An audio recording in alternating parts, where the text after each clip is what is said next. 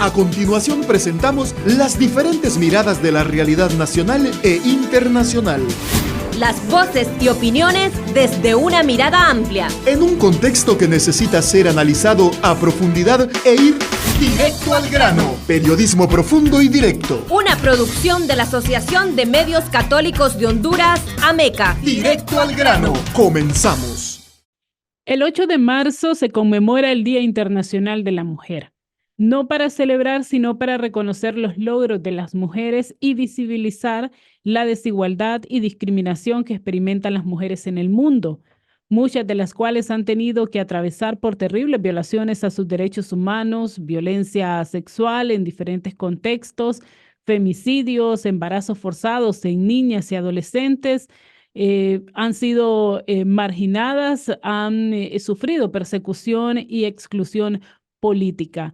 Para hablar del contexto de las mujeres, específicamente de la región centroamericana y los retrocesos en materia de derechos humanos, en esta ocasión tenemos el gusto de conversar con la abogada Marcia Aguiluz, quien es experta en Derecho Internacional y Derechos de las Mujeres, a quien agradecemos la oportunidad de tenerle en este espacio de análisis del directo al grano que producimos desde Radio Progreso para la Asociación de Medios Católicos de Honduras, AMECA. Bienvenida, abogada. Hola, muchas gracias por la invitación. Es un gusto estar acá compartiendo con todos y todas ustedes.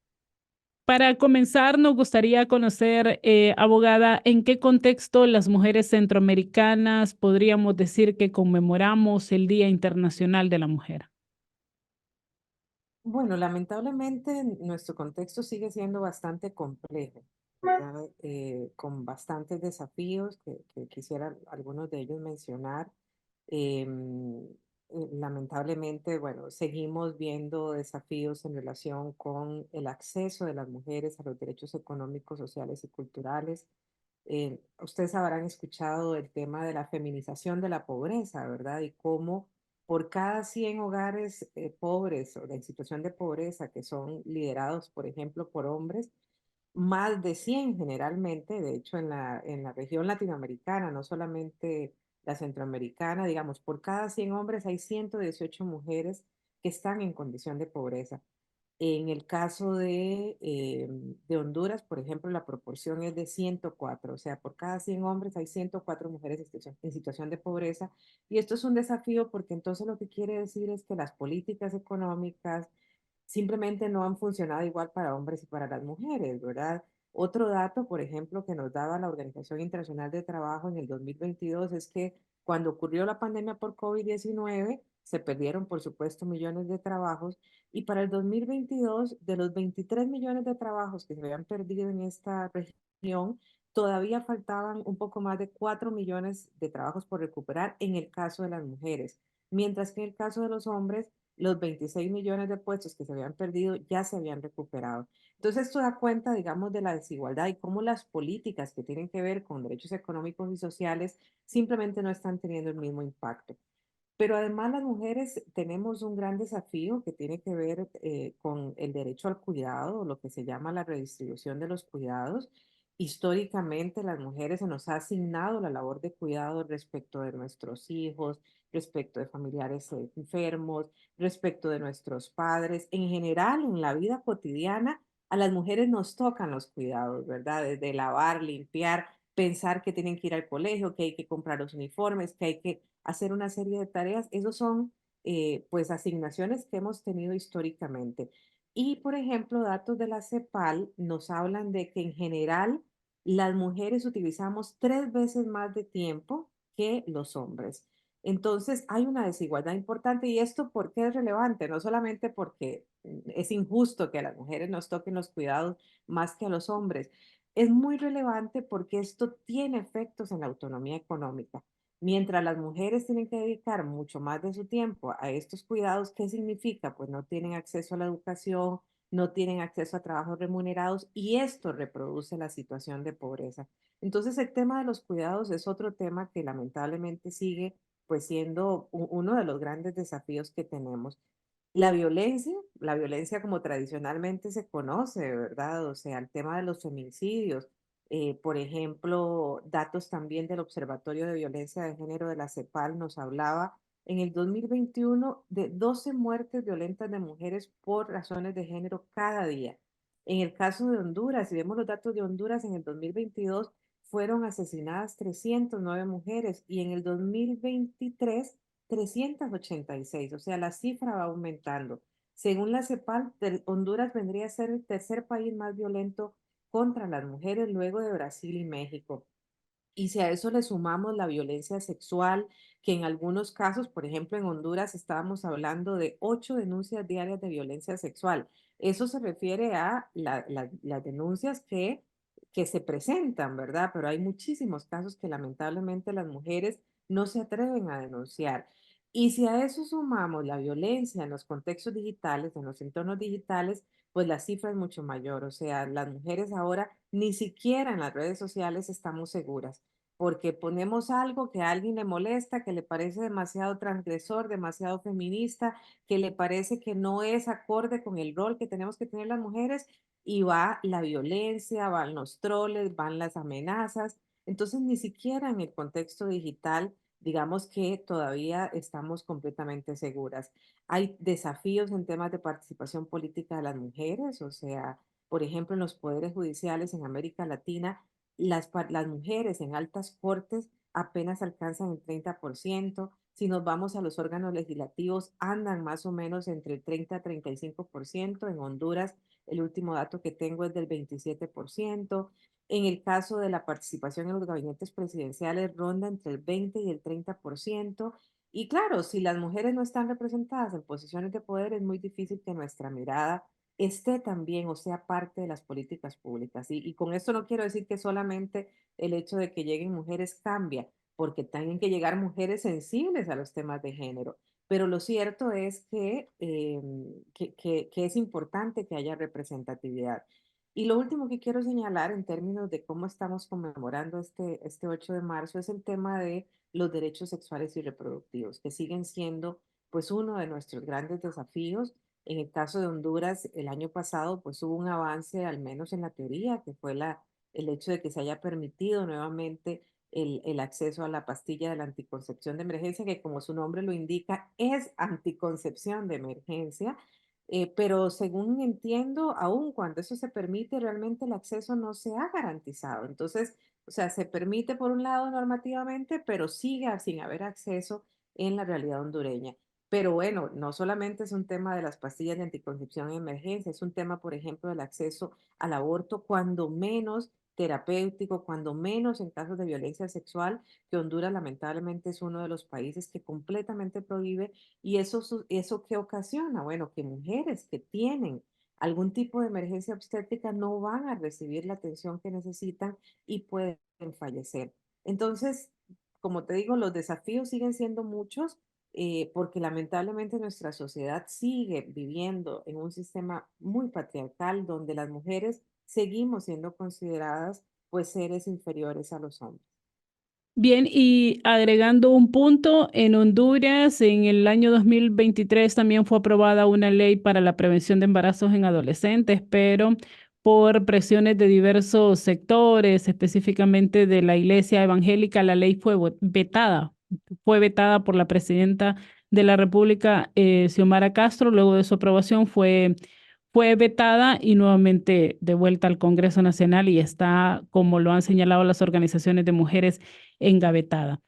En ese contexto de pobreza, de violencia, de falta de acceso a la participación política, falta de acceso también a los derechos sexuales y reproductivos, en ese contexto que usted explica, abogada, ¿cuáles son los retrocesos que también podríamos decir que se han tenido en los últimos años en materia de derechos humanos de las mujeres con los actuales gobiernos? Tomando en cuenta que en la región centroamericana se ha señalado una forma de gobernar, que es un modelo que el resto de los países están siguiendo, que es basado en el autoritarismo, como algunos sectores señalan.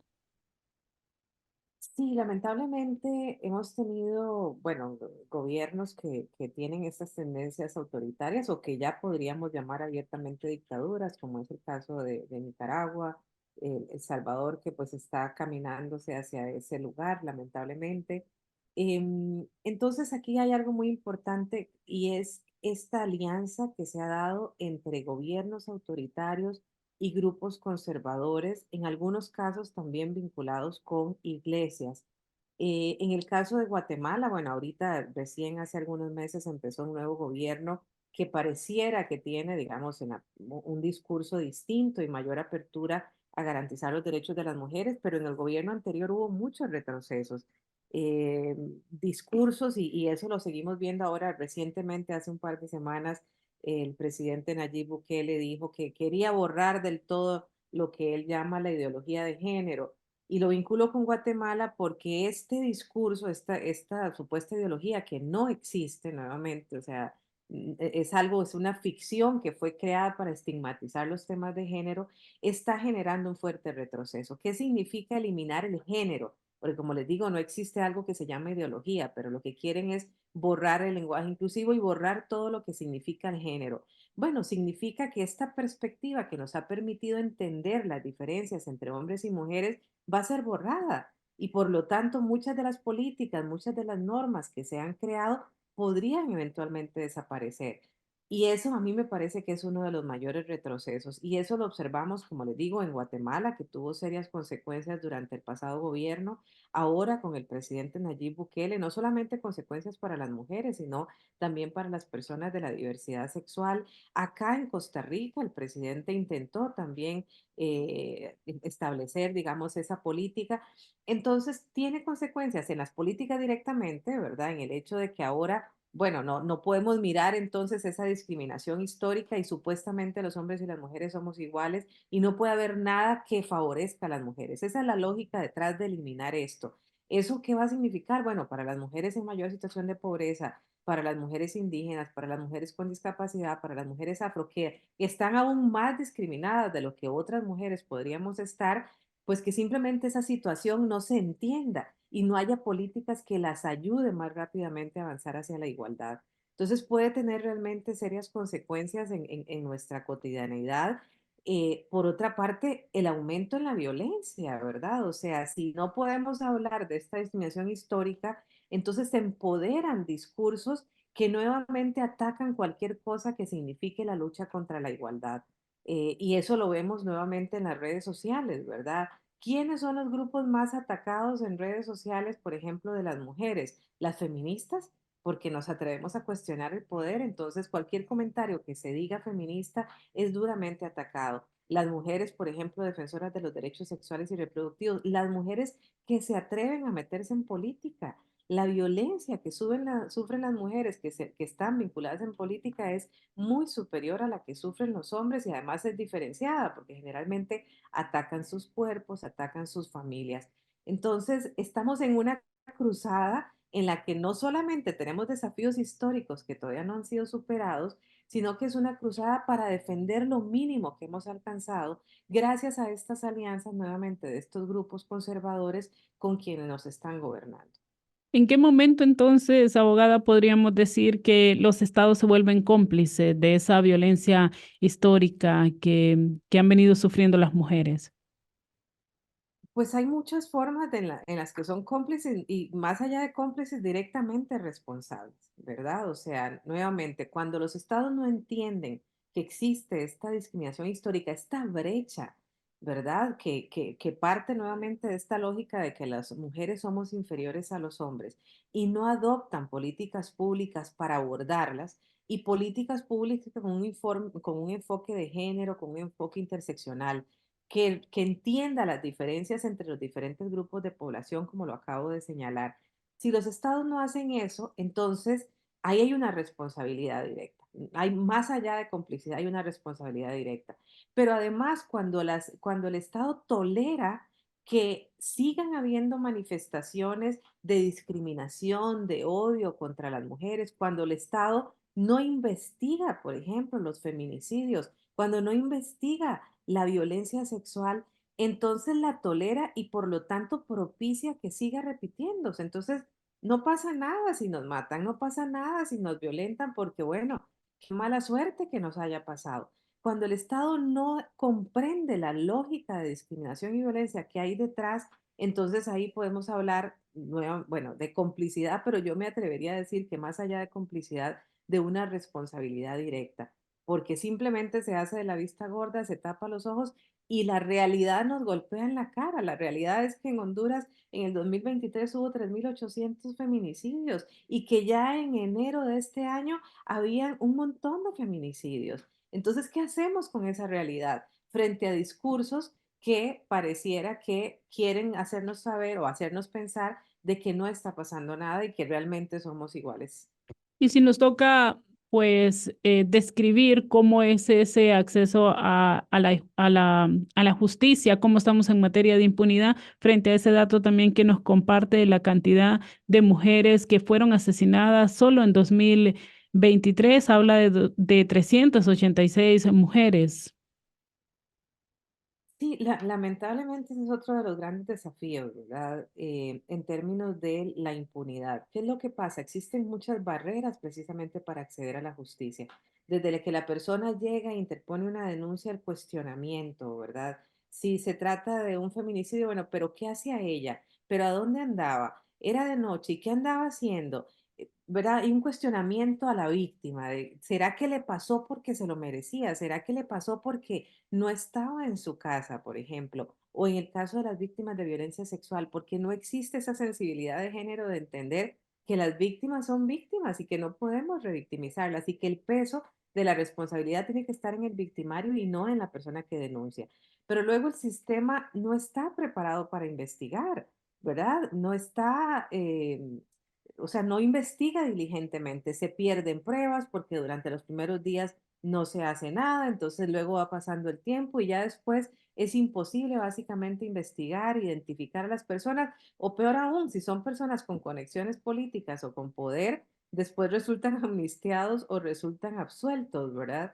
Entonces, no es solamente el hecho de que sí, yo puedo ir a denunciar porque existe un tipo penal, son todas las barreras que se enfrentan porque realmente nuestro sistema de justicia no funciona con perspectiva de género. Y ese es otro de los impactos cuando hablamos de eliminar la ideología de género, ¿verdad? Se ha satanizado tanto la palabra género que entonces no entendemos este tipo de medidas concretas que debemos adoptar para que las mujeres realmente tengan acceso a la justicia. Bueno, y en varios países de la región hemos escuchado muchos líderes políticos, académicos, religiosos, sectores que han expresado ese discurso de rechazo a las políticas que promueven la igualdad de género. En ese contexto también preguntamos cómo impulsar las demandas de las mujeres, las agendas de las mujeres frente a esas prácticas antidemocráticas y prácticas también que están rodeadas por el tema de la impunidad. Yo creo que hay muchísimas formas. Hay formas, digamos, que tienen que ver con nuestro entorno más inmediato, ¿verdad? Porque a veces nos decimos, no, es que a mí no me gusta ir a marchar, no, es que a mí no me gusta asociarme con otras mujeres, pero hay cosas que podemos hacer en nuestro entorno más inmediato y es empezar a cuestionar dinámicas en las cuales veamos que las mujeres estamos siendo tratadas de una manera diferente e inferior. Cuestionar eso. Si yo estoy en mi casa y resulta que mi compañero de vida, mi esposo, mi hijo me dice, ¿por qué no me traes esto? Haceme de comer. Ya limpiaste, ¿por qué no me lavaste la ropa? Empezar a cuestionarnos eso y a demandar igualdad. No nos toca a las mujeres solamente hacer este tipo de tareas y esas son tareas que se pueden compartir. Entonces, generar conciencia y cuestionar eso es importante en un nivel, digamos, individual. Claro que me preocupa, no quiero decir, bueno, resulta que si hago eso, mi marido, digamos, me violenta o podría agredirme. Cuando hay esas dinámicas de violencia, entonces buscar ayuda, ¿verdad? Porque no se trata de que nos agredan, buscar ayuda, buscar apoyo para salir de relaciones que puedan ser violentas. Pero no solamente eso puede hacer una diferencia en nuestros entornos. Como madres, por ejemplo, cómo educamos a nuestros hijos puede hacer una diferencia, a nuestros hijos y a nuestras hijas, para que no reproduzcan el machismo, para que no reproduzcan esta situación de violencia. Pero luego organizarnos indudablemente, o sea, la fuerza está en lo colectivo y en Honduras, por ejemplo, hay muchísimas organizaciones colectivas, expresiones que luchan por la igualdad, son un movimiento potente que sale a las calles, entonces necesitamos manifestarnos desde lo colectivo, juntas somos más fuertes, porque muchos de estos desafíos son estructurales. Entonces no basta, es muy importante que empecemos en nuestros hogares y con nuestras relaciones inmediatas, pero necesitamos cambiar ese sistema y para cambiar ese sistema necesitamos demandar al gobierno y quienes puedan y tengan la posibilidad, involúcrense en política y desde posiciones de poder reclamen de la igualdad. Y solamente quiero señalar que esto no es solamente una tarea de las mujeres, es una tarea también de los hombres, de todas las personas que conforman la sociedad. Entonces necesitamos muchos hombres aliados, entendiendo la situación de privilegio que han tenido históricamente, aprendiendo a ceder su poder, a darle la palabra a las mujeres, a preguntarles qué necesitan, a estar dispuestos a decir, aquí estoy yo y como aliado voy a ceder mi poder. Entonces, esta es una tarea de toda la sociedad y no solamente de las mujeres. ¿Y hay alguna agenda común de las organizaciones de mujeres, de las organizaciones feministas en la región frente a esta realidad? ¿Conoce? Sí, completamente. O sea, por ejemplo, a nivel de Centroamérica hay una, digamos, una organización regional que se llama la Sombrilla Centroamericana, que reúne no solamente organizaciones, digamos, ONG, sino diferentes colectivas y también personas individuales. Y en realidad las agendas comunes están en relación con estos temas que mencioné: el acceso a los derechos sexuales y reproductivos, la redistribución de los cuidados, el acceso igualitario a los derechos económicos, sociales y culturales, acabar con esto que llamamos la feminización de la pobreza, mayor participación política de las mujeres, son agendas que estas organizaciones están reivindicando y que son comunes en todos nuestros países. Al inicio hablábamos, abogada, de los retrocesos en materia de derechos de mujeres con los actuales gobiernos, pero ¿podríamos identificar algunas luces de esperanza o algunos avances en esta región en beneficio de las mujeres? Bueno, siempre estaba para la entrevista haciendo, tratando de hacer un recuento de qué podrían hacer avances. Y yo sitúo los avances en las mujeres, o sea, sitúo los avances en este poder colectivo, en ver cada 8 de marzo cuando uno sale a luchar, cuando salimos a marchar, a gritar juntas, nuevas generaciones que no están dispuestas a aguantar nada menos que la igualdad. Entonces, a mí eso me llena por lo menos de esperanza, porque siento que en todos nuestros países los movimientos feministas están creciendo y están demandando, y veo las generaciones, por ejemplo, yo tengo un hijo y una hija de 16 años, y veo que para ellos muchos de los temas que para nosotras todavía han sido, digamos, desafíos para ellos y para ellas ya no lo son, ¿verdad? La forma en la que se tratan, la forma en la que se expresan, la forma en la que respetan la diversidad sexual es distinta. Entonces, mi mayor esperanza está en estos movimientos y en la potencia y en la beligerancia que tienen.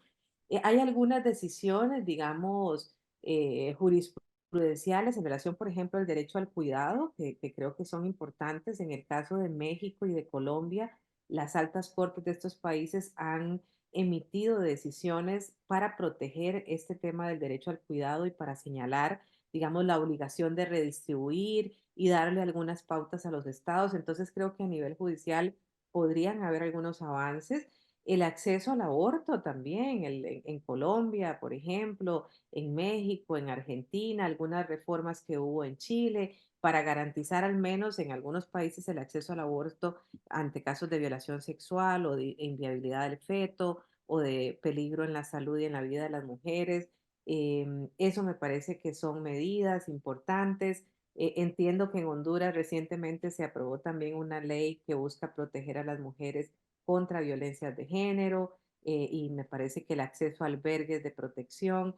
Entonces podemos ver algunas cositas, digamos, no quiero decir pequeñas, porque creo que si cualquier norma que impacte, aunque sea la vida de una mujer, me parece que es maravilloso. Pero bueno, tenemos que celebrar esos avances. Y por supuesto, ha habido pues, estas leyes de cuotas que han permitido que en algunos países, aunque todavía estamos muy lejos de la paridad de género, haya más participación política. Recientemente en Costa Rica, por ejemplo, se celebraron elecciones municipales y se aumentó la elección, por ejemplo, de mujeres alcaldesas en una cifra considerable, no para llegar a la paridad, pero sí llegaron muchas más mujeres que en las elecciones anteriores. Entonces, estas leyes de cuotas van dando algunos frutos, ¿verdad? Pero todavía, nuevamente, el camino es largo. Justo en Honduras, recientemente se aprobó la ley de casas refugios para mujeres sobrevivientes de violencia en el país. Ya para finalizar, abogada Marcia Aguiluz, agradecemos mucho que nos esté acompañando en este espacio de análisis. Urgentemente, ¿qué políticas públicas se necesitan para romper con este modelo de violencia hacia las mujeres? Y estamos hablando de esta región donde nos encontramos, la región centroamericana. Yo creo que las políticas públicas tienen que ser integrales, ¿verdad? Porque los problemas son muchos. Y nuevamente, los problemas derivan de un sistema en el que vivimos. Entonces, la pregunta a la que tiene que responderse en una política pública es cómo acabamos con el patriarcado, cómo acabamos con esta idea preconcebida de que los hombres y lo masculino es superior a las mujeres y a lo femenino. Y eso tiene que ver con un cambio cultural. Entonces, las políticas públicas tienen que abordar muy fuertemente lo cultural. ¿Cuáles son esos patrones que seguimos reproduciendo en las escuelas, en las iglesias, en la empresa? Porque esto no es solamente del Estado, digamos, de lo público, es todo lo que nos rodea. ¿Qué tipo de mensajes está dando la publicidad sobre el cuerpo de las mujeres? ¿Qué tipo de educación están recibiendo nuestros hijos y nuestras hijas sobre cuál es el rol de la mujer? ¿Cómo desmantelamos esos estereotipos que nos dicen que las mujeres son las que tenemos que estar a cargo del cuidado porque somos mejores cuidadoras cuando eso no tiene, digamos, ningún sustento científico? Entonces necesitamos combatir esos patrones culturales y por eso los sistemas que tienen que ver con educación, con la comunicación, con las religiones, hay que trabajar muchísimo en las iglesias para acabar con ese machismo que está lamentablemente muy metido en las iglesias. Entonces, eso es una parte importante de la política. Por otra parte, necesitamos avanzar también en las medidas afirmativas. Como la brecha de la desigualdad sigue siendo tan alta, entonces necesitamos darle un empujoncito más a las mujeres para que puedan acceder a trabajos, para que puedan acceder a educación, para ir disminuyendo esa brecha que les impide alcanzar, digamos, la igualdad en términos de autonomía económica y de otro tipo de autonomías. Y por supuesto, como lamentablemente tenemos muchas violencias, pues necesitamos también que las políticas públicas aborden esta violencia, que haya campañas de prevención de la violencia, pero que también haya sanciones adecuadas, investigaciones diligentes, reparaciones con vocación transformadora, que eso es algo que ha dicho la Corte Interamericana. No se trata de volver al estado anterior a cuando ocurre una violación, sino se trata de transformar para que realmente esas violaciones no ocurran. Entonces tenemos, digamos, muchas aristas abiertas y por lo tanto decimos que las políticas públicas tienen que ser integrales. Muchas gracias, Marcia, por acompañarnos en este espacio de análisis. Muchas gracias a ustedes por el espacio y que tengan un lindo día. Gracias a la abogada Marcia Aguiluz. Ella es experta en Derecho Internacional, en derechos de las mujeres. A ustedes, amigos y amigas, gracias por la sintonía. Nos encontramos en una próxima ocasión. Quedó informado e informada con las diferentes miradas de la realidad nacional e internacional. Escuchó las voces y opiniones desde una mirada más amplia. Solo aquí. Directo al grano. Periodismo profundo y directo. Una producción de la Asociación de Medios Católicos de Honduras, AMECA. Hasta un siguiente programa.